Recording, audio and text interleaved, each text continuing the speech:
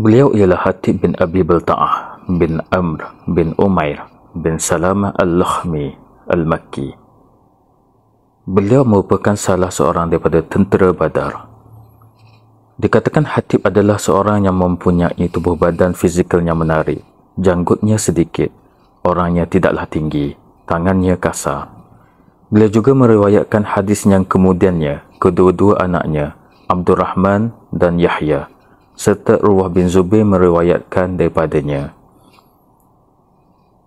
Kisah Hatib bin Abi Balta'ah dan Raja Muqawqis. Hatib bin Abi Balta'ah adalah sahabat Nabi SAW yang menjadi utusan rasmi daripada pemerintahan Islam kepada Muqawqis, Raja Mesir, untuk menyuruh dan mengajak rakyat Mesir agar mengikuti ajaran Islam. Surat tersebut mengandungi ajakan yang disampaikan oleh Rasulullah SAW kepada Muqawqis untuk memeluk Islam. Terdapat kenyataan Hatib ibn Abi Balta'ah semasa dialognya dengan Raja Al-Muqawqis membuktikan bahawa beliau meraihkan kebebasan beragama. Hatib ibn Abi Balta'ah berkata, "Bukanlah kami melarang kamu memeluk agama Nabi Isa. Bahkan kami menyeru kamu kepadanya, yakni kefahaman sebenar ajaran Nabi Isa. Allah Subhanahu Wa Taala jugalah yang menciptakan kepelbagaian dan perbezaan dalam syariat agama-agama yang merupakan sunnatullah." Kisah membocorkan rahsia Nabi SAW. Hatib bin Abi Balta'ah pernah melakukan dosa yang paling besar atau dinamakan pengkhianatan terbesar. Kejadian tersebut berlaku tatkala dia memberi maklumat berkenaan pergerakan tentera yang dipimpin baginda Nabi SAW menuju ke Mekah untuk menawannya, walaupun Nabi SAW berusaha menyembunyikan perkara tersebut kecuali kepada para sahabat-sahabat tertentu sahaja. Hatib bin Abi Balta'ah menulis perutusan kepada Quraisy untuk menghabarkan kepada mereka tentang perjalanan Rasulullah SAW. Diberikan perutusan itu kepada seorang wanita dan wanita itu menyelitkan perutusan tersebut dalam gulungan rambutnya. Dia pergi menuju kepada kaum Quraisy. Kemudian telah sampai kepada Rasulullah SAW berita dari langit yang memberitahu tentang apa yang dilakukan oleh Hatib.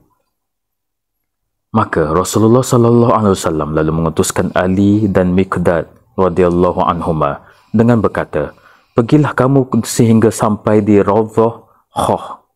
Di sana ada seorang wanita yang membawa sepucuk perutusan kepada Quraisy." Maka kedua-duanya pergi dengan memacu kuda dengan pantas sehingga bertemu dengan wanita tersebut di tempat itu. Kedua-duanya terus menghampiri wanita itu dan bertanya, "Apakah engkau membawa perutusan?" Wanita itu menjawab, "Aku tidak membawa perutusan. Aku tidak membawa perutusan." Kemudian mereka berdua memeriksa haiwan tunggangan wanita tersebut dan tidak menemui apa-apa. Lalu Ali berkata kepada wanita itu, "Aku bersumpah atas nama Allah Subhanahu Wa Taala, Rasulullah SAW tidak pernah berdusta. Demi Allah Subhanahu Wa Taala, engkau keluarkan putusan itu atau kami akan menelanjangkan engkau." Melihat kesungguhan yang dipamerkan oleh Ali, wanita itu menjawab, aku akan keluarkan. Wanita itu lalu menguraikan gulungan rambutnya dan mengeluarkan perutusan tersebut. Dia menyerahkan perutusan itu kepada Ali dan Miqdad. Kedua-dua mereka lantas membawa putusan tersebut kepada Rasulullah SAW. Setelah dibuka, didapati di dalamnya tertulis, daripada Hatib bin Abi Balta'ah kepada Quraisy.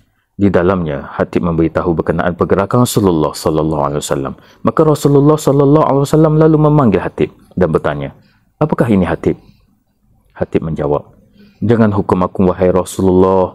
Demi Allah, sesungguhnya aku ini beriman pada Allah dan Rasulnya. Aku tidak murtad dan tidak pula menukar agamaku.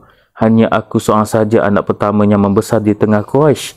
Sebenarnya aku bukanlah saudara mereka, tetapi mereka sudi melayanku seperti keluarga, saudara dan anak mereka. Aku mempunyai saudara yang boleh melindungi mereka. Sedangkan orang-orang yang bersamamu adalah saudara mereka yang sebetulnya boleh melindungi mereka. Disebabkan itulah aku ingin melakukan apa yang boleh aku lakukan untuk melindungi mereka. Seraya Umar bin Al-Khattab radhiyallahu an lalu berkata, "Biarkan aku wahai Rasulullah, aku akan pancung lehernya. Sesungguhnya dia telah mengkhianati Allah dan Rasulnya. Dia seorang munafik."